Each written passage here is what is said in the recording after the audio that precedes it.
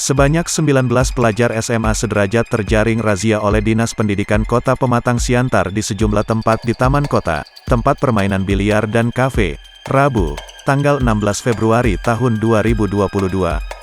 Dilansir Tribun Medan, mereka pun digiring untuk menjalani swab tes antigen dan berlanjut dengan pembinaan.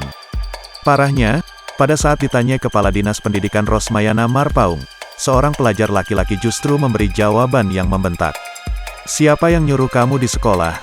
tanya Rosmayana kepada pelajar tersebut. "Gurunya, Bu," jawab pelajar dengan cara membentak dan beralasan ke sekolah karena ada ujian.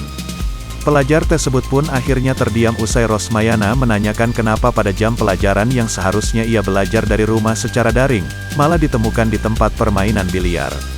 Pegawai Dinas Pendidikan lainnya juga sempat tersulut emosi lantaran pelajar ini melawan saat ditanya.